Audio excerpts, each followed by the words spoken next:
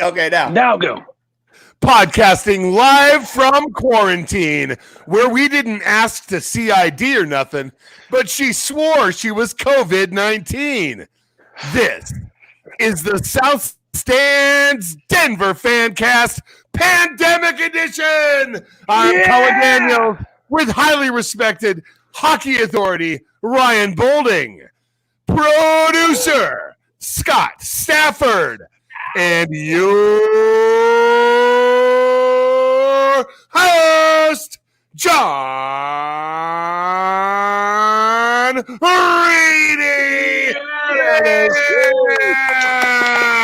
Yeah. Blowing Hell up yeah. microphones.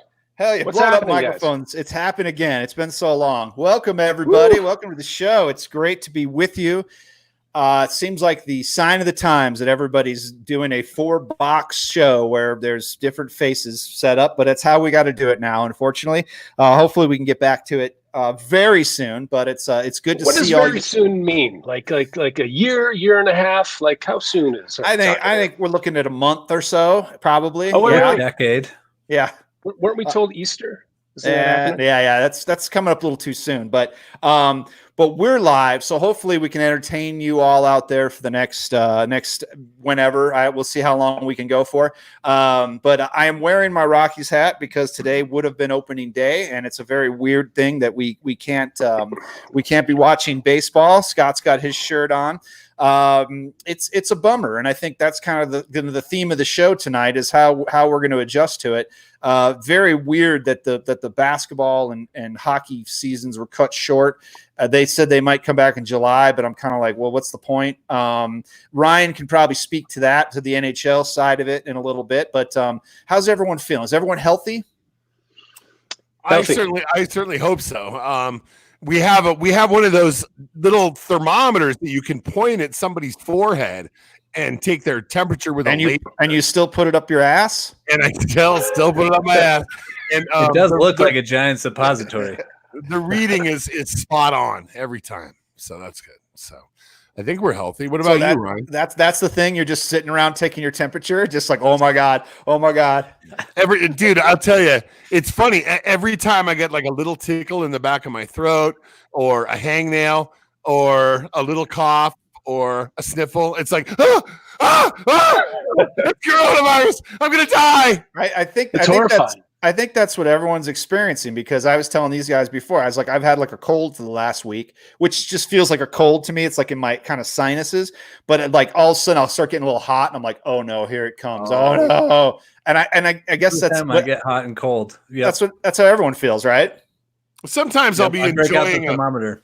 Sometimes I'll be enjoying a nice big bowl of bat soup, or maybe a big old hunk of pangolin, and afterwards I get to feeling really weird, and I always think, oh no, that's coronavirus again. I know, it's a drag. They close some chloroquine tablets and you're good. Well, so we had, like, a couple of us have written some stuff about this, and one of the things I was talking about was why don't they just test these guys and get them back out on the court or the ice and play to empty arenas? People want to see it, but I guess the teams make their money by people coming in and buying Coors Lights and do all that stuff. And that's what they want, bodies in the seats, but they can't get it. But maybe they could get the seasons going and then have some playoffs where everyone could actually show up. I just don't know if they can do it. They just had an Avs player tested for it. That's going to happen, but they could at least do that and find out who has it and get back to playing, don't you think? Oh no, I don't. I see where you're coming from, but I don't think they could do that, because I think they'd find out that a third of the team is contracted with the coronavirus. True. So no, I think the numbers are such that it would tend to eliminate enough of the player pool, not necessarily based on their symptoms, but on their simply possessing the virus, that would shut down the seasons in and of themselves, even if they were playing to an empty arena. Yeah, that's an issue. You don't know you have it until you test, and the tests are taking a week to get back, and they're right up in each other's faces. I mean, it's a problem. I don't think there's going to be sports for a long time, guys. A long time. Even if they start up those 2 seasons again, nobody can watch them on TV, so they really need people to be in the building. I think they'd get away. Excellent point. I think they'd figure out a way to get that figured out if they came back. I really do. You'd hope so. I'd be It seems amazed. I just think that the Utah Jazz got tests immediately, of course, while there's like poor people can't get tests. So, they're thinking, okay, we got to test the Avalanche, but what are they going to do with like the Rangers? Those guys got to play in New York right now. I don't know if they'd even want to do that. I just think it's going to have to be a wait and see thing, and they're going to have to give it a couple more weeks for it to ride out. At the time, I thought, yeah, that might be a good idea, have them play to empty arenas just to put the games on. But that's really a selfish thing. So we have something to watch, I want something to do instead of watching. That's the thing. Everyone's watching all these old games. I can watch like 10 minutes of it, and I'm just like, okay, I know the outcome of it, which sucks. And two, it's just kind of like, yeah, I can watch highlights. But watching the whole game, I just can't do it. I've decided. What I've been watching lately, and I think that everybody should, is the Diecast Racing Championships. If you go to YouTube and type in Diecast Racing Championships, these guys just take Hot Wheels cars, they're Matchbox cars, and run them down a gravity track. But they've got multiple cameras, multiple camera angles, replays, announcers, all names for all the drivers and what vehicle they're in. And I've gotten no less than 2 hours of entertainment by watching that. So if you're looking for something that's sports like and very entertaining, check out the Diecast Racing Championships on YouTube. It's fucking hilarious. So I'd like to go back to Rudy Gobert really quick. And how many hundreds of thousands of lives did he save by being an idiot? Because that's when it all changed. That's true. Once he did, the NBA shut down, and they were like, "Oh, this is serious." And I think hockey shut down, baseball shut down, Disneyland shut down. Remember that Post Malone concert was 3 days later. If Rudy Gobert doesn't test positive for coronavirus, how many weeks of games do we have at that point in time? How many hundreds of lives are lost? Rudy Gobert, the idiot hero we didn't know we needed. We have had a lot of idiots do a lot of things that end up being good in history. I think you could chart it. And we do it every time we record. True.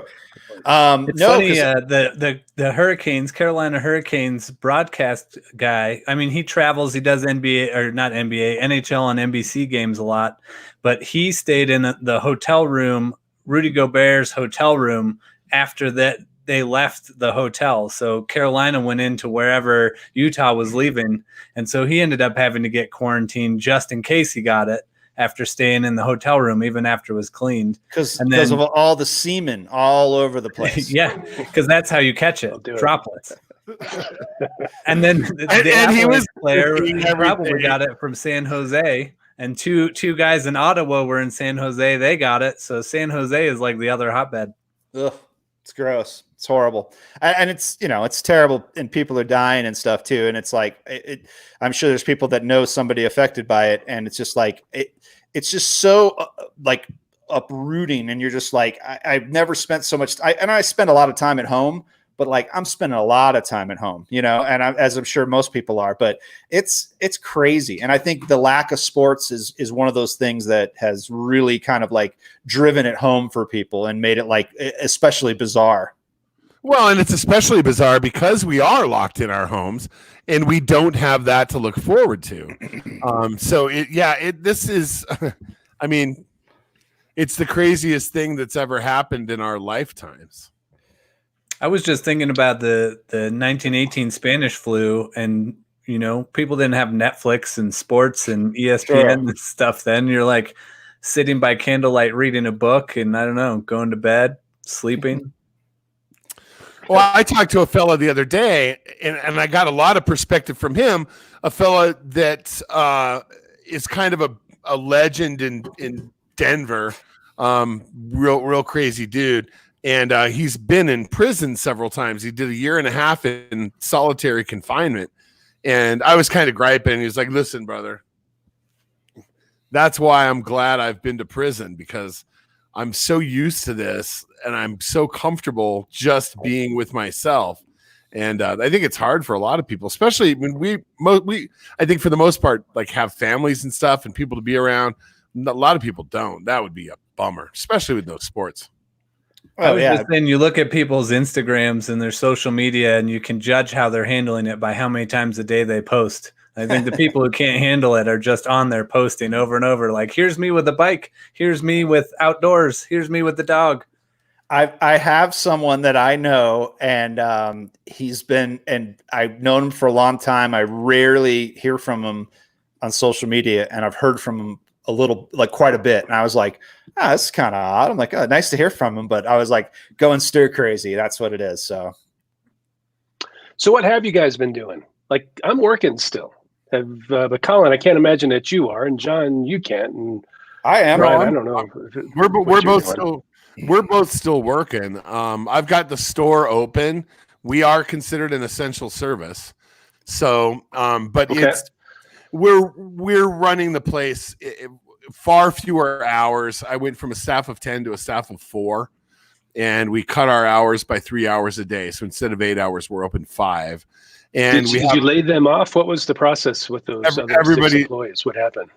Everybody's been told to apply for unemployment, and we'll see what other type of payroll maintenance assistance comes down the line, and keep our eye on that. It's a bummer. It's a bummer for a lot of people, a lot of businesses. I'm trying to rotate my guys through. I've got a core group of 3, and I'm trying to rotate a 4th through. And the rest of them, I try to maintain telephone contact and make sure that they are getting their unemployment paperwork done and all that kind of stuff. It's a bummer. And we've got a counter 3 feet inside our front door, and you stop there. And there are gloves available at that counter. There's hand sanitizer available at that counter. And we don't so much as handle somebody's credit card without wiping it down. Everything gets wiped down consistently and constantly. And that's the only way I'm comfortable doing it, because I've got an asthmatic son at home. I'm not bringing this bug into my house. And I know as somebody who's still working, John feels the same way. Yeah, it's crazy. And I was thinking, tying it back to sports, all these arenas and stuff had these people working there, and like players had to step up and be like, I'm going to give $1 million. And then and all the owners were kind of like begrudgingly like doing it. And then didn't like the Bruins just like say they were going to cut it. What was the thing, Ryan? You saw it. What did the Bruins do? And the guy was like, everyone's like, this guy's a billionaire. He could afford to help these people out a little bit. They seem to be the owners of these teams seem to, they were reluctant to maybe help people out that were working for them and don't have jobs anymore. Is that accurate? Yeah, it's wild. Boston laid off like 68, full-time employees, and then they're like reducing the salary of another 78 salaried employees indefinitely. So, those guys may never get the money back. And Jeremy Jacobs is worth $4 billion. So he has a little leeway there. Obviously, people don't make money by handing out money, but, the Carolina Hurricanes, they just announced that their staff is getting one more paycheck, and then they have to take PTO next week, and they don't know what's going to happen. That's understandable. I get that. When Dallas, the GM and the president said, we'll take a 50% pay cut so we can try and keep everybody paid, but it's AHL teams are having to let go of staffs, and it's a wild world out there in sports where you don't have any money coming in. And if you're running, right on the line, you can't really afford to keep people on. It's not like a Starbucks or something where you can be like, okay, we're good. We can bring you back to serve coffee. No, they can't bring them back to stand in a crowded arena with people breathing on them. It's just not practical. So I get it, but they also look really bad, because when Drew Brees has to pony up $5 million or whatever he did today, which is really impressive, it's kind of like, it kind of makes them all look bad. And maybe they're doing something behind the scenes, but they really should get a PR person to let everyone know that they're contributing. Well, But so here's a question. the Devils and the 76ers are owned by the same company, and they announced they were going to do some pay reduction. And I think it was Joel Embiid, maybe, is he on the 76ers? He stepped up and said he would pay the difference. And so the organization actually walked it back and said, okay, we're not going to do it right now. But for me, I've been most impressed with the NBA player response to this situation, and those guys offering to step up and offer money. That's because they infected the most people, and they have a lot of money because they make massive contracts. But when you hear an organization say we're going to pay our staff, then you wonder, okay, well, does that include Argus or Legends at Pepsi Center, and how do you consider that? Like their KSC's statement was very vague in that they said we encourage our partners to do the same, but you don't really know who's getting paid and who isn't getting paid. Real quick, we've got a question for Colin. I'm going to put it up on the screen. Can you see it, Colin? Hey, Aaron. Hey, buddy. Thanks for asking. I'm not going to say that it's been perfect because it hasn't been perfect, but all in all, it's going real well. And I have right here let's see. These are my Nicorette lozenges. And I was just eating on one just now, but it's fucked up because when you go to eat something else or drink something like a sip of beer, everything else tastes fucking weird if you've been sucking on one of those. So every now and then I got to take them out of my mouth and set them aside. But thanks for asking, and it's a great time, obviously, for anybody. How about this? How about this? You stopped smoking before this hit, and apparently all the people that were smoking got hit hardest, and like a lot of people died who were probably smokers, right? Yeah. So that's kind of wild. And we got to celebrate. Woo! Yay! Yay! Yeah. Yay! Stay done. Hey, does anyone know if the players are still getting paid? Hockey, basketball, baseball, are they still getting paid right now? I would think so. I believe so. There was some talk about NHL players foregoing their fourth payment, but it's only like 4 games or something, just the first week of April. And the idea would be to limit escrow because the NHL has escrow and the players are going to get hammered with escrow now. So the idea was kind of to try and knock that down. But I haven't heard of any league yet, any major league not paying players. I know some minor leagues were struggling. So let's get into this. The NHL thought they'd come back in July, and probably the NBA would probably come back around the time. Is that realistic? Or are they just going to bag it? They're just going to bag the season. I saw somebody go, oh, they have to get a champion because they have to have it. They just can't have it. Unlike our fantasy league, which isn't going to crown a champion this year, Ryan, because although it should be me, but that's a different discussion we'll do in the third hour. But they should. The third hour. They get a crown a champion, whether it's an NBA champion or an NHL champion. They got to have one because for their brand. Do you think it's feasible that any of those leagues are going to get going by July? And why should they? It's unpredictable, right? Because the first thing we got to do is kill the virus on out in the world, and then end human to human transmission. So we're already started late in this social distancing thing to stop it.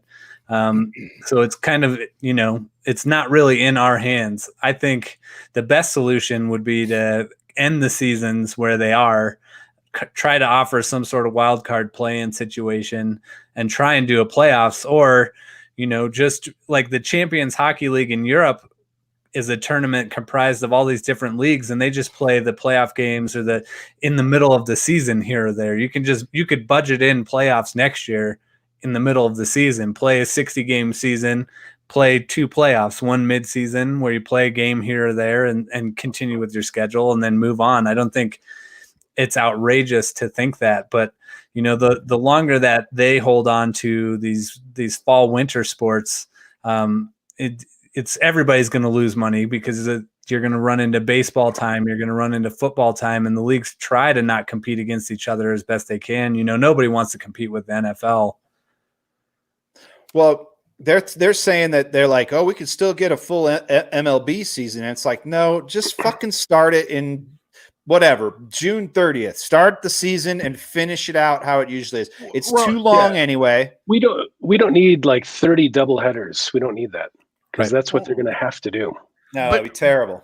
Let me interject here, guys. And one thing I'm figuring out as we go, and I'm sure you are too, is that we can't do the show the exact same way we usually do because we can talk over each other in person when we're recording in the studio. But this thing chooses one voice and that's it. And so it's kind of a different way of making transitions. But here's what thanks for explaining that to us. Yeah, bud. You got it. While I'm sitting here thinking about this and when the leagues might start up and seasons and all that, to me, my mind can't go there because we have to stop this virus before we can even consider it. And we can't kick the can down the road or we are going to lose summer. We're going to lose July and August. I mean, honestly, I believe the solution right now from the top should be that we shut this thing down until May 15th, and then we have a press conference and tell everybody if it's worked or not.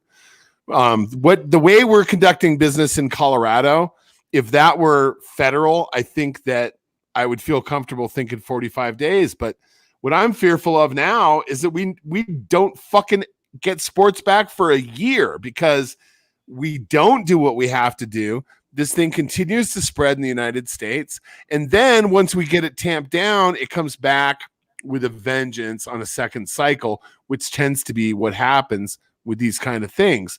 So we need to first make sure we don't spread it to one another for at least 45 days and then hope that whatever pool cleaners or whatever fish tank cleaners we can take will actually work. Whoa. Let's not get political. Let's not get political. I think you're right. The NHL has precedent during the Spanish flu. They canceled the playoffs and didn't award a champion. It was what was it? It was Seattle Metropolitans and the Montreal Canadiens, and they just canceled it. TV revenue was a lot different back then. Oh, TV was like non-existent. Exactly. That's the joke, Ryan. Telegraph. It was telegraph revenue back then. I wonder if every tick I get 3 cents. No, you know what? When you said that, I thought, oh man, what if we hit July 4th and everyone's like, no, we can't, you can't go outside. It's just gonna be depressing as hell. Dude, it's already depressing. And that you named the date. I want July 4th. I want to have a barbecue on July 4th. So for God's sakes, America, let's get this right. Well, the worst part is people who don't take it seriously. I like to use Facebook comments as a barometer for average thinking in this country. And I was reading comments on some friends' posts, and some people just think it's overblown and there's nothing to it, even though people are dying every day all around the world. I guess for some people, it's kind of unfathomable that this could be happening. Oh, it is absolutely unfathomable that it could be happening. And I think you're right. That's a big part of where the resistance comes in. But I think your friends are also younger than mine, and people my age or in John's age and Scott's age who are pushing their 50s are taking this fucking thing real seriously. Yeah, and I've been somebody who started taking it very seriously early on and watching people who are like, oh, no big deal. I'm going to fly here. I'm going to do this. And you're like, I have friends who are like, you got to buy plane tickets now. They're super cheap. I'm like, why? So dude, you guys, I have a friend who flew to Miami on a Friday 3 weeks ago, intending to get on a cruise ship on Sunday. Oh, I know, with his entire family, wife and kids. And I was like, dude, I don't know what you're thinking, bud. I mean, that's really dumb, but you do you. Sit this one out. So on Saturday of that week, I texted him and I said, did you hear what Trump said about the cruise lines? Immediately my phone rang. He just ring. Hello. What did Trump say about the cruise lines? I go, it's over, dude. They shut them down, bud. He's like, fuck, and hung up the phone. That was the last I heard from him. And they ended up going to Key West, and Key West would let them leave, but they would not let them come back. Oh. And they ended up having to fly home 2 weeks after they left. They went from Fort Lauderdale to Indianapolis, got a rental car, and came to Denver because they could not find a flight into DIA anywhere. So they flew to Indianapolis and drove a rental car back. Sounds who awful. has canceled trips so far? I've canceled 3. I was supposed to be at Disney World Monday. I was supposed to be a Rage Against the Machine on Saturday in New Mexico. I wasn't going anywhere, but I have some in the future that are probably impacted by it. So, so if you had gone, let's say, okay, so Rockies would have started in San Diego. They would be starting here in what, a week from tomorrow? A week from tomorrow, and I would have been gone. I would have missed it. Okay, well, good. Then you're not missing it. So envision your perfect day, Colin. If you're going to opening day, how you doing it? Meeting up with you and Scott and Mark Mosier in the icy, freezing cold rain. That was a blast. That was fun. It was cold, but it was fun. It was fucking freezing. Oh my God, it was so. But hanging out with the Moj was awesome, which is funny. Hearing these guys, Vic and Moj and all these talk show hosts trying to talk about sports on their regular schedule, it's pretty great. What are they talking about? Pretty great. What are they covering? I heard Connor McGahey read Green Eggs and Ham on the air. Wow. I shit you not. So that's awesome. They're coming up with whatever they can. They're talking about food, talking about smoking ribs. They're talking about, I mean, you name it. And of course, Kreckman's always talking about old games, and you know. And I'm with you guys on the old games thing. It's you know, I can watch Ken Burns baseball, but I don't want to watch an old game. That was just a picture Mike Peterson sent me. He took a screen cap and he put a heart around me, not you guys. Oh, sorry. Have you guys ever watched Brockmire? Have you watched Brockmire? Oh yeah. Yeah. The new season of Brockmire has come out. If you want a little baseball thing, it's got Hank Azaria is the star of it. There's like 3 seasons, I think, of it, maybe 4. They're very short. They're not very long episodes.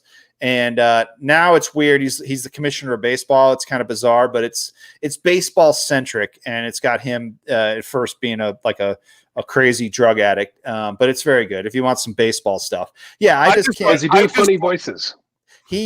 No, not exactly. He doesn't. He's in a Pooh character the whole time. He does not do a Pooh at all. He does his own thing. But you can hear, you can hear it in his voice. So I only want shows about people who own tigers. That's all I want. It sounds like the show right now. Everyone loves it. I have not seen it. Oh my God. I haven't either. It's oh good. my Lord.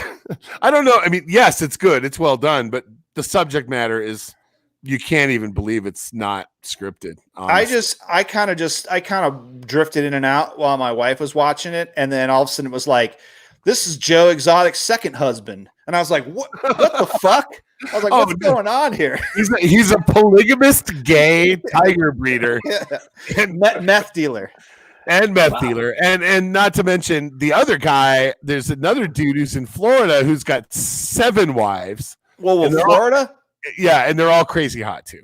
So they're polygamists. I mean, the tiger people are awesome, man. I mean, I didn't know people like that existed on this earth. Yeah, I guess so. So I mean, what else is there to talk about? I mean, other than the experience, everyone's having the same experience. I can't find toilet paper. I can't find bleach wipes. The new hotness is the motorcycle fucking racing. Lakewood Police Department put out a post last night about seeing a 168-mile motorcycle on Kipling.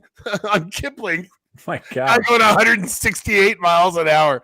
Oh my God, that's awesome. And just tonight, right before we decided to start rallying the troops here, I was walking around the neighborhood playing Pokemon Go, and I'm out of Pokeballs. By the way, it sucks. Great game. You can buy them for 1 Pokecoin. I'm not buying. Oh no, they put them on sale. Yeah, they did a lot of stay-at-home incentives. All right, well that's good. I'll look into that. But I'm walking around, and Oh my God, I just entirely forgot my fucking We're point. talking about the traffic and all Speed that racer. shit. Yeah. Oh, I heard him off Speed in the distance.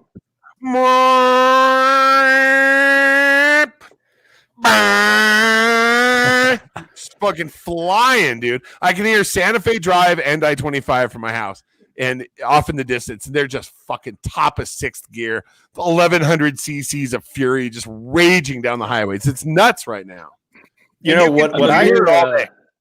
What I noticed was when I was 6th and Kipling, and it's horrible.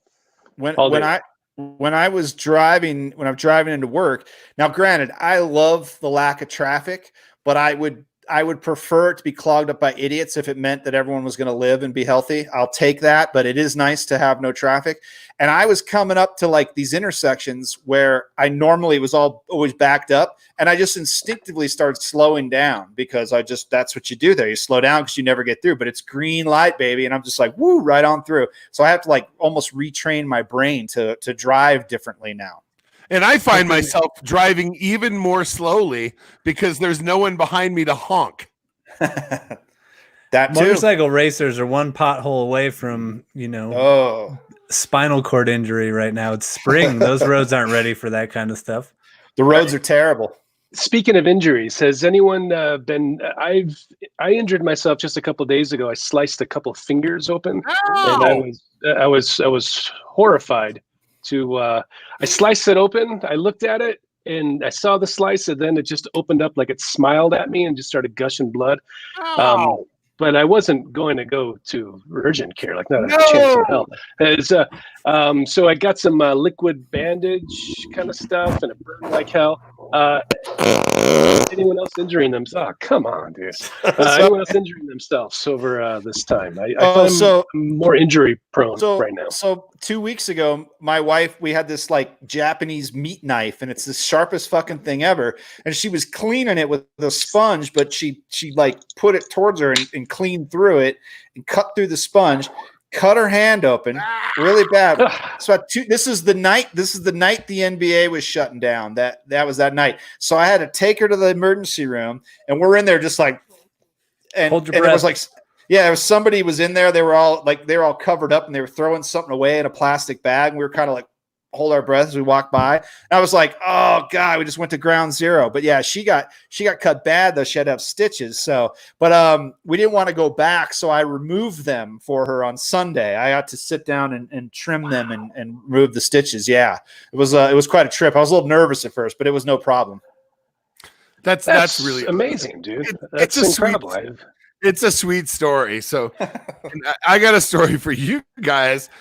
So this is about, oh gosh, this might be 2.5 or so weeks ago now. We're in the back at the shop running a motor. We had just installed a stator, what's called a stator. It's like it makes the electrical power off the engine.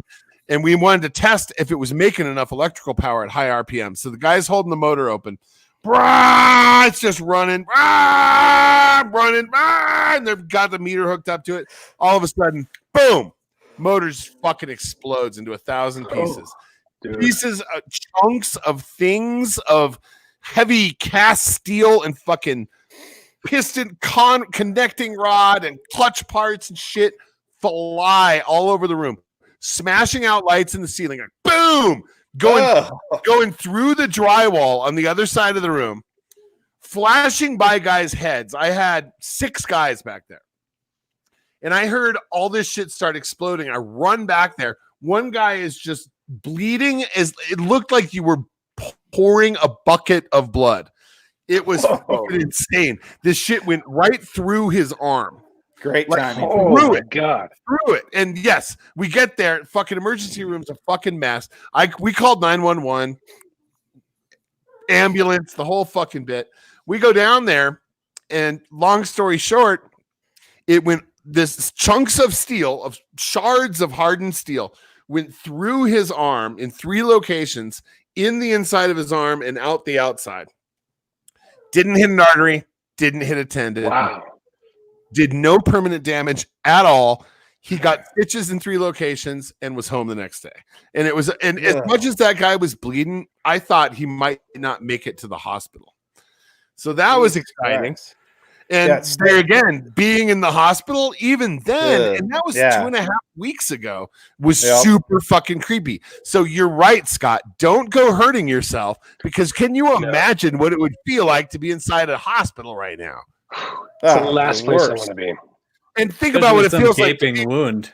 What if it's what if it's your job to be in a hospital right now, and it's your job to treat people who you know are sick?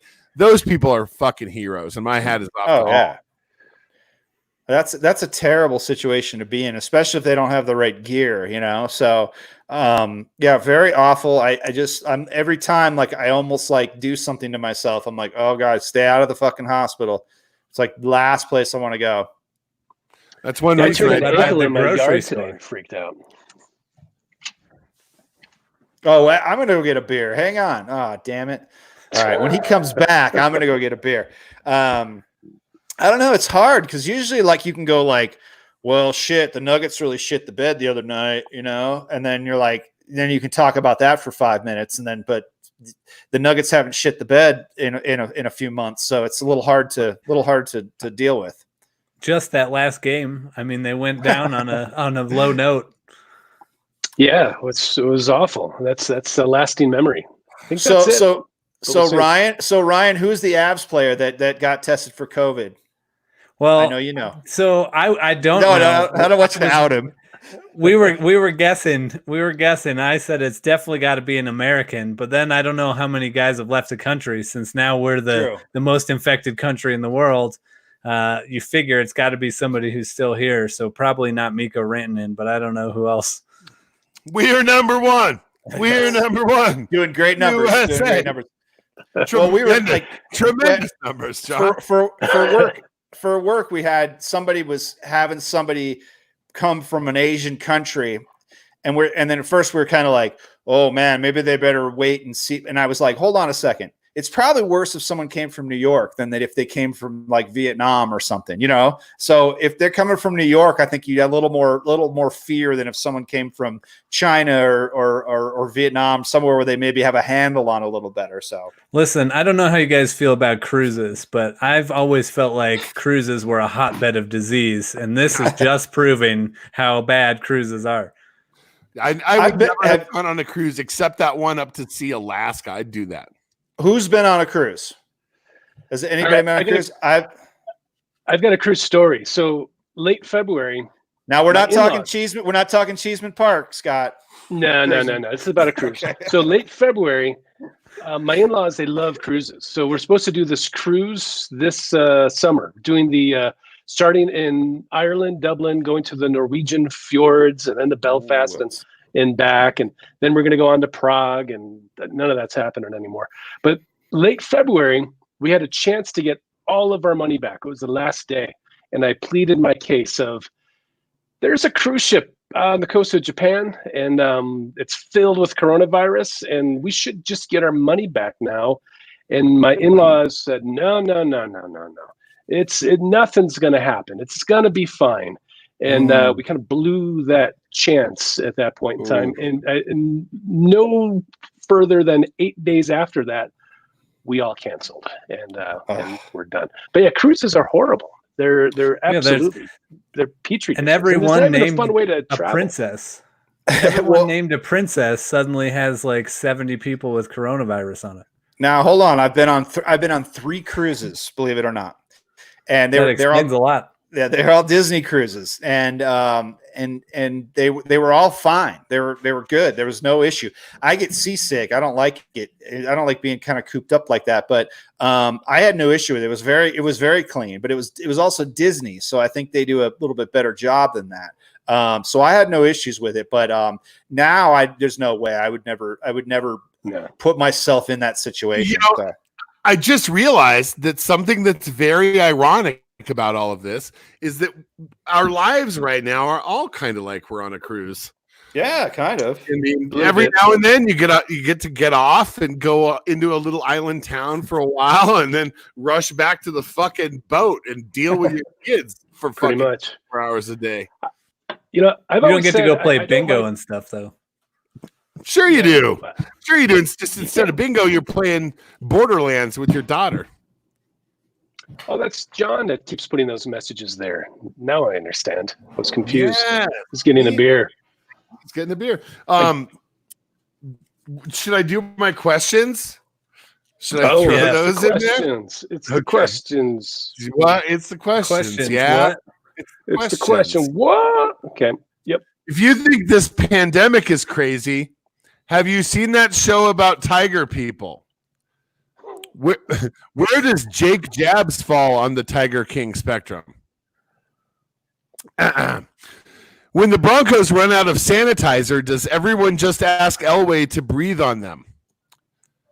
Did the city of Denver leave enough live rats in Civic Center Park to eat all the dead hobos? Did Denver Mayor Michael Hancock pound the table to have escorts included as essential services? After having been cooped up with my kids all day, every day for the past 2 weeks, would anybody blame my wife for claiming they both died of coronavirus? You have questions. We have answers. SouthStandsDenver.com, Colorado's finest internet sports talk since 1971.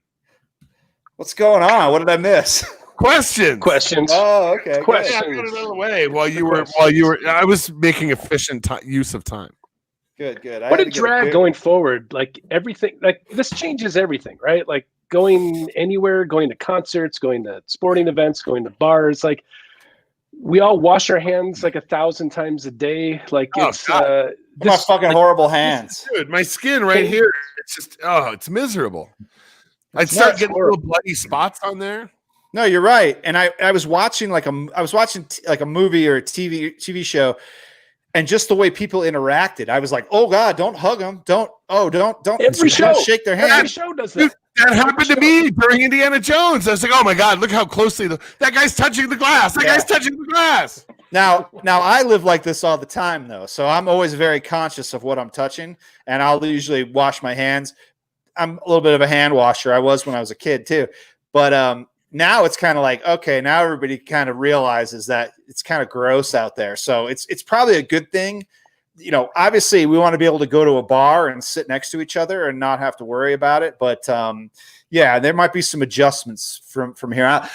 That's what I wanted to talk about, Colin. The fucking DNVR. Those guys, those poor bastards. That's the most fucked up thing I can think of. I was like, that is fucking awesome. And then I immediately went, this is probably not the right time to do it because it was already happening. And I was like, ooh. It was already happening. Like when they announced it, it was and I was like, this is so do this right now. I was like, this is so kick ass. And even when they had that kind of that soft opening, I was like, man, I really want to go down there. And I was like, nah, I better not. I talked to Brandon on the phone the next day, and he was like, man, it was cool. There's some people there. I felt weird about it, bud. It's like I felt weird about it. I wasn't sure. It didn't feel responsible. You know what I'm saying? And no, I mean, and for those who aren't familiar, these guys at DNVR used to be bsndenver.com. They expanded their blog and their digital offerings. And what happened was they were arranging watch parties at sports bars like the Blake Street Tavern, and they were attracting 300 to 350 people for Avalanche and Nuggets games.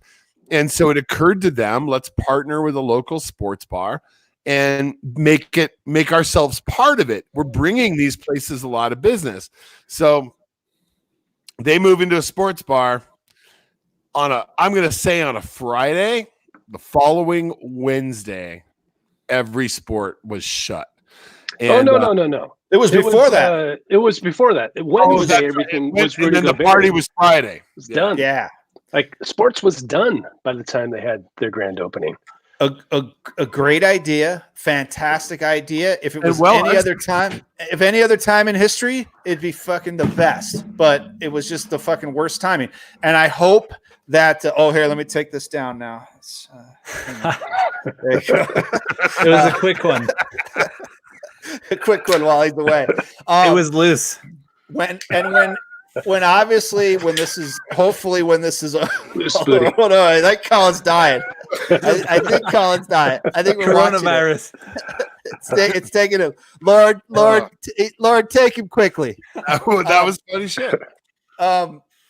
and I hope that when this is all said and done, or at least clear enough, we can everybody go down there and pack the place and make them some business back, because it's such a great idea. I love it. I thought it was like, this is fantastic. What a good idea. What's the old bar? Was it the bank? Is that where? Yeah. Okay. Yeah, the bank. Okay. Yeah. Our old friend Aaron X used to be a bartender there a long time ago when it was something else. So been there forever. Great location. That's fantastic. It's not downtown, which fucking sucks. So it's well up on Colfax there. I love it. It's great. It's right by Bourbon Chicken, right? Right down there. I think Bourbon Chicken moved. No. It's on Colfax and York. Okay. What's the bummer, because it's a risky venture, right? Like restaurants and bars are risky ventures to begin with, and then one of your key points just disappears. The way their arrangement was sketched out, not a huge risk as far as buying like food and booze and stuff. It's more of a partnership than it was an outright purchase. But like they branded it kind of. Okay. Exactly. And moved their offices in there and everything. Right. But as far as I know, Brandon has still not let any staff go. And that guy, if anybody in the world can fight their way through this, besides me, it's him. I know guys like him, but he is an entrepreneur to the core. And it's never, for a guy like that, it's never about making money yourself. It's about bringing people along for the ride. That's what is in his heart. And if it doesn't work out for them, just keep an eye on Brandon Spano. You'll see 5-10 years from now, he'll be doing something else. Something else remarkable. He's a remarkable dude. He's a go-getter. And I'm wishing them the best too. And I went ahead and paid the $400 for a lifetime subscription I already had. Yeah, I was gonna say you already had one. Yeah, so I just wanted to show them that I support them. So I did it because I could, That's nice of you. It's very good. Well, yeah, I hope it pans out. That's gonna be a great place to go. And actually, it's a little closer to my house than if I were to go downtown. So it's kind of being a little selfish. It's in not a bad spot. So, but yeah, crazy timing. But you know what? That's kind of how it's been. So you know about the locusts, right? There's fucking locusts too. So we've got plague and locusts. South Africa's got like fucking locusts, and there's going to be extreme storms tomorrow too. John, as a fellow agnostic, are you starting to maybe think the Bible is responsible for all of this? Oh no, I'm an atheist. Don't get me wrong. I'm not an agnostic. I'm a full atheist. So let's not mince words here. So no Bible, or maybe they just. Maybe some people who wrote the Bible knew what they were talking about. Well, an agnostic is someone who doesn't necessarily believe in God, but is not really sure. An atheist is sure. An atheist knows for sure that there's no God and all that. Yeah. As you've seen in Vegas. Do I need to put a banner up? You've seen in Vegas. I like to hedge my bets. I know. That's fine. Yes, it seems scary. It almost seems biblical, but I'm pretty sure it's just our general stupidity and circumstance that's doing us in as usual. So it's population I can control. Tell you, so I talked to a guy. I won't out this guy, and I don't know if he's sane or not. Is it but he went through this whole. It was Jeffrey Morgan. He claims Jesus talks to him and so forth. But all right, so he claims that all this was man-made, right? This whole virus is man-made. It wasn't supposed to get out. Like it somehow got out at the zoo in Wuhan. So somehow, some way, it escaped by accident. Bill Gates Foundation is kind of behind the whole thing itself, and that there were 50,000 bodies in China that they were burning. They have to burn them for like 45 minutes at a time to eradicate the virus, and then the locusts then could smell the decay in the air and were traveling then from Africa to China. And now that the decay is gone, they're heading back to Africa. I mean, when you put it that way, it makes sense. Yeah. I know it does. It really does. I can't wait to get on Facebook. So it was all for population control. That's why they created this virus. Yeah. They got out. It was for population control. They waited way too long. Yeah. Definitely. It's like 12 monkeys. We're living 12 monkeys, and we just need Bruce Willis to go back in time to save us. Exactly. So today, many times recently, I've walked up and down the South Broadway corridor and just like looked around and just observed things and who's boarded up today, basically. And there's this group of homeless guys that hang out in the foyer of this vacant space that's soon to be occupied. Well, maybe not. The guy probably lost his ass by now. They were remodeling the space. It's fucking really cool storefront. Used to be a theater.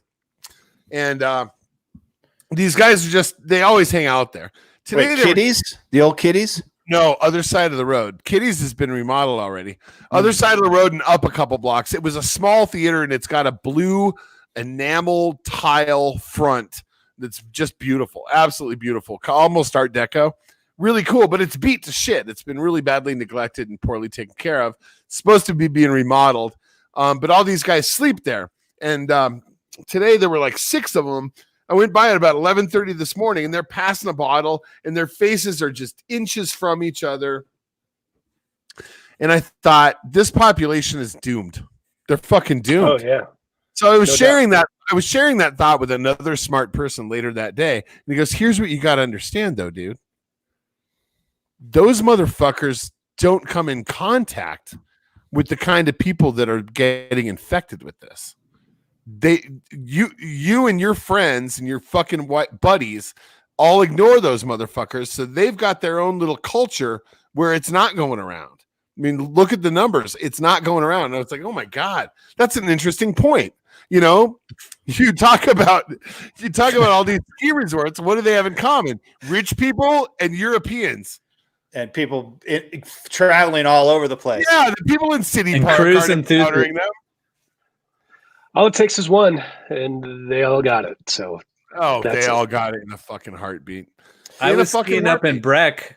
And we stopped at the Warming House to get lunch. By referring to it as Breck, you just established yourself as the resident white guy among white. Why would you call it? Why wouldn't you call it Breck? I call it Breckenridge, Colorado. If you would just say I was snowboarding, I don't have to call it Breckenridge, Colorado. I live in Colorado. Yeah, I just call it. I'm not wearing a Breckenridge T-shirt. That's like the token poser. You know, you got to buy the T-shirt and then wear it. Hold on, sorry, Ryan.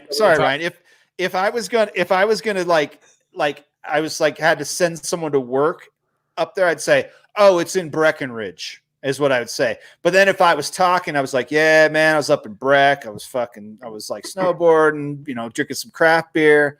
I would say Breck then.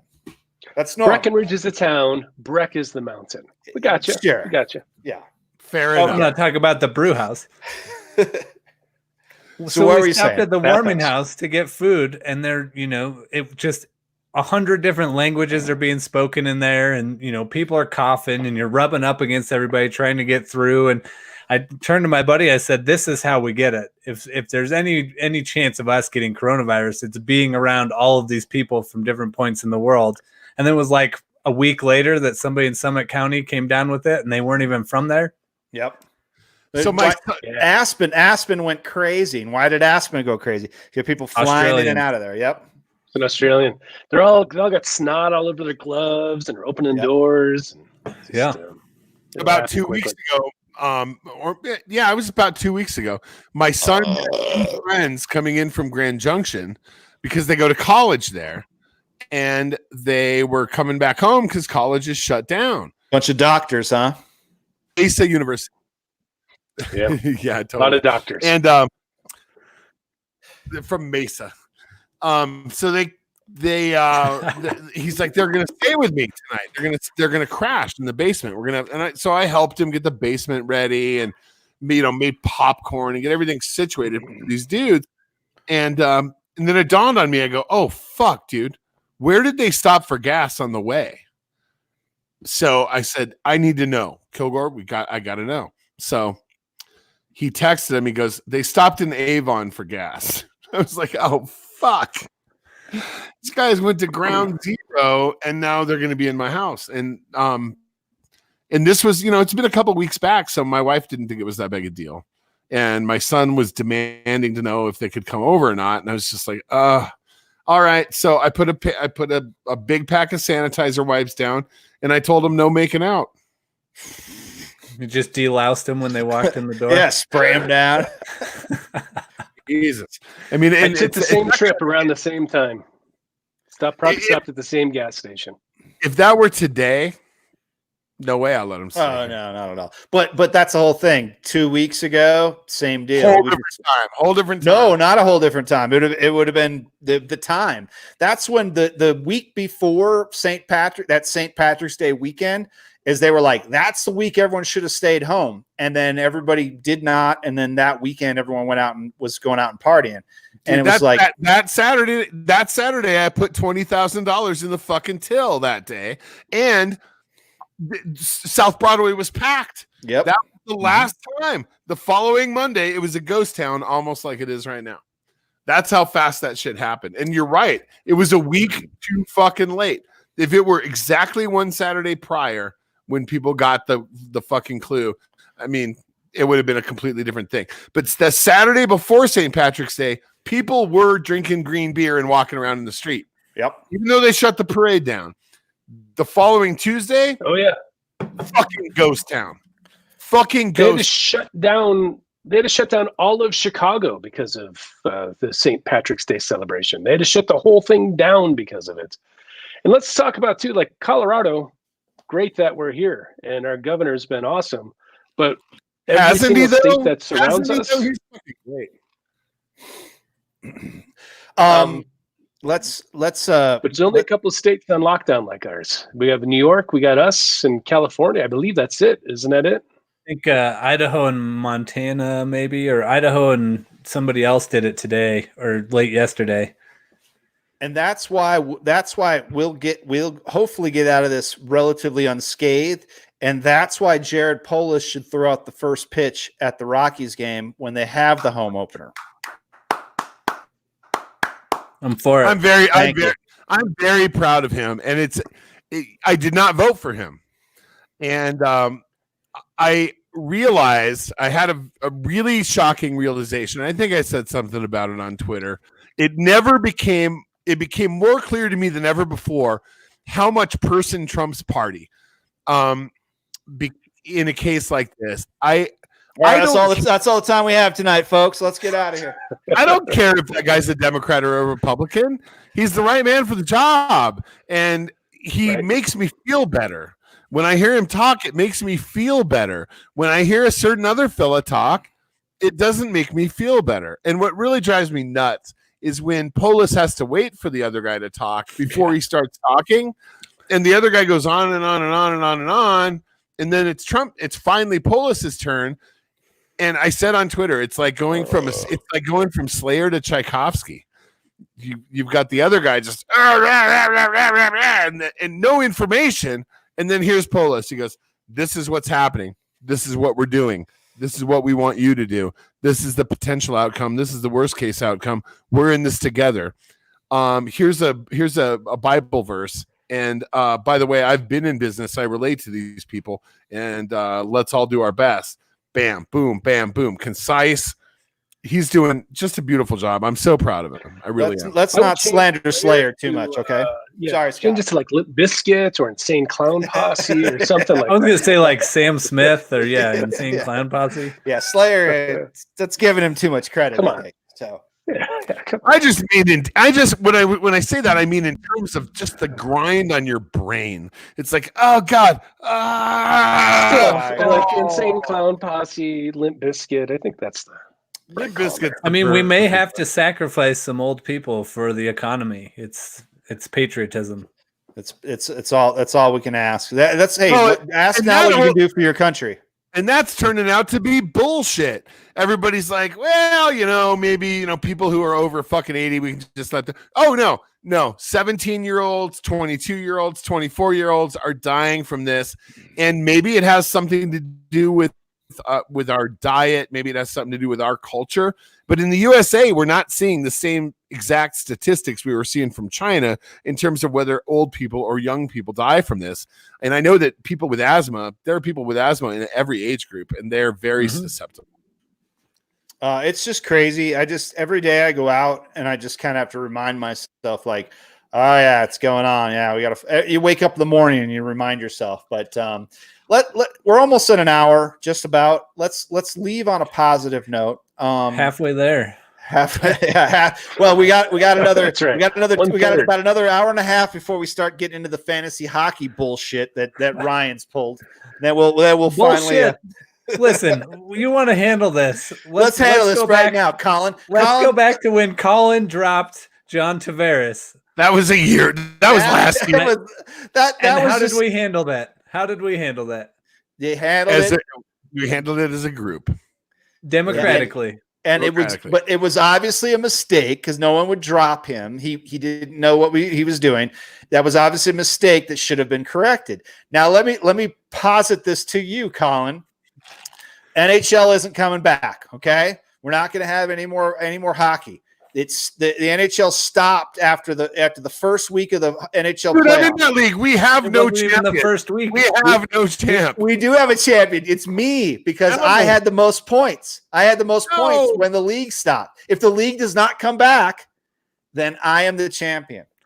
Scott's the arbitrator here. Scott, what do you think? I don't think so. That's not how it works whatsoever. That's how you determine a champion. Win-loss record is more important than points. Just because you scored a lot of points doesn't make you the champion. It depends on the playoffs. If the eighth seed had the most points of anybody in the playoffs, then that person would be the champion because they had the most points at that point. I just happen to have the most points, therefore I'm the champion.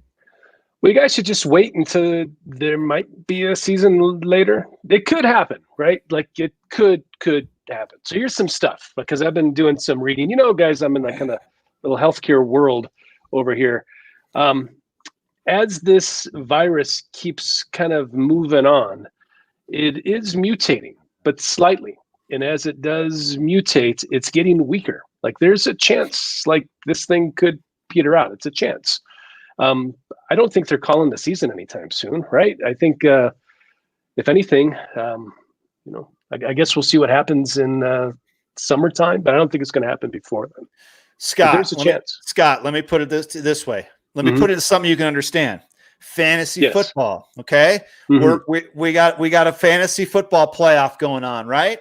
And you're up against Colin, and right, and like in this current matchup, you've got 125 points, and Colin's got 115. Where are you going? I'm listening. I'd like to explain about this guy right here. Exactly. Yeah. See. So if you had 125 points and Colin had 150, everyone's got their trophy. Where's my goddamn trophy? I don't have a trophy. Well, see, with this one here, you may recall. What the hell's that? This one. Is that ET? I think it's ET. I think I was like the 6th seed, and I barely made the playoffs this year. And then what did I do? Oh, I laid waste throughout the playoffs. And if you were leading, if you were the 6th seed and you were leading, and the season had to stop, and there was no season, then you would have been the champ because you were leading at that point. I gotta have a playoff. That's how it works. Your logic is flawed here. Like you're saying, if you had a team that played a Thursday night game and everybody else was waiting for Sunday, but because you had more points because of the Thursday game, you should win.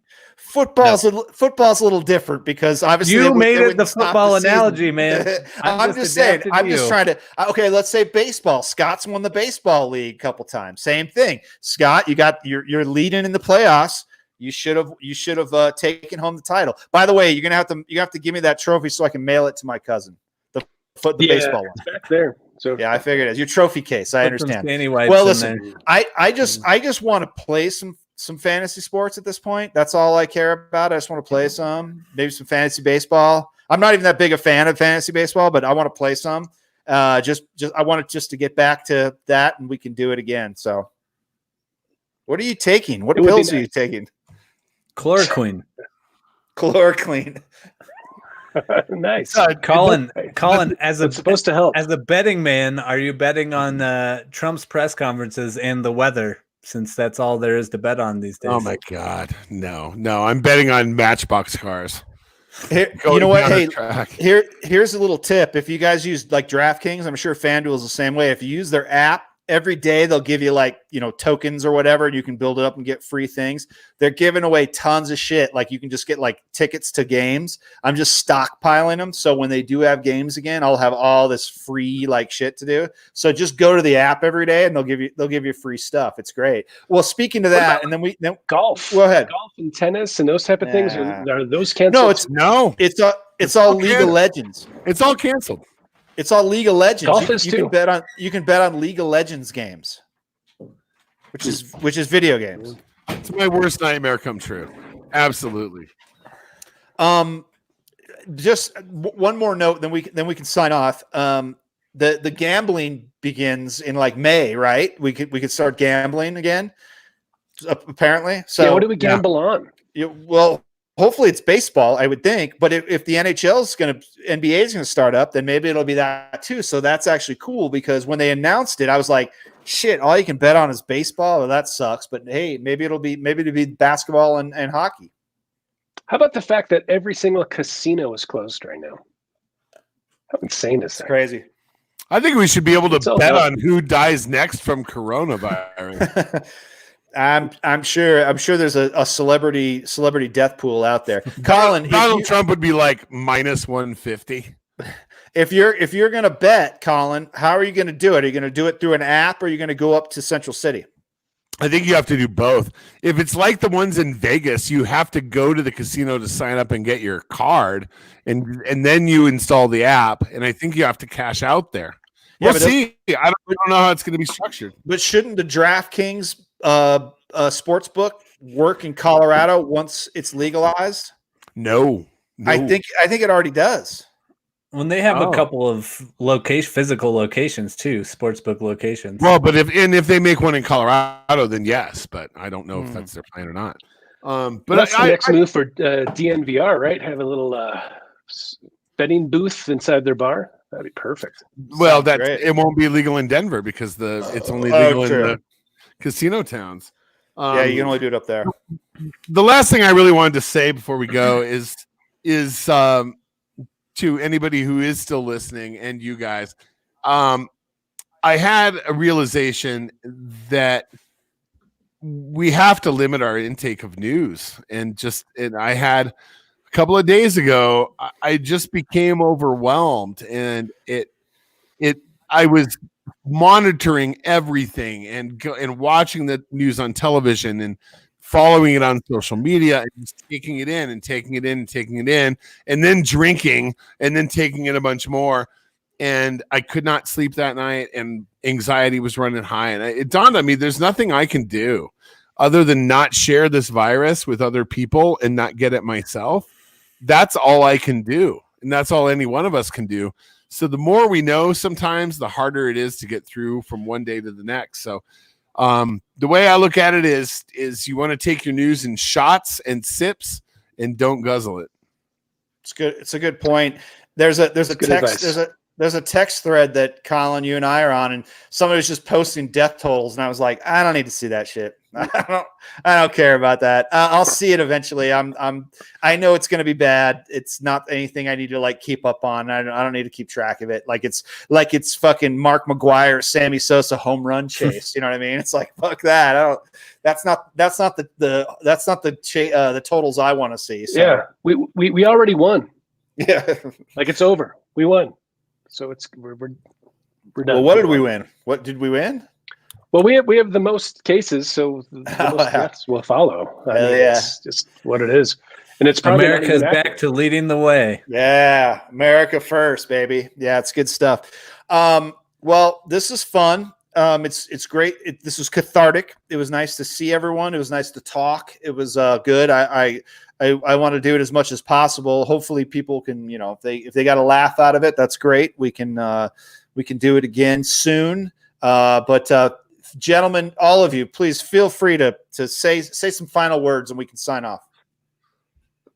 Stay healthy. Be well, everyone. Stay inside. Look, we're going to emerge from our bunkers like Brendan Fraser and Blast from the Past, and the world is going to be different, but we're all in it together. We love you, Denver!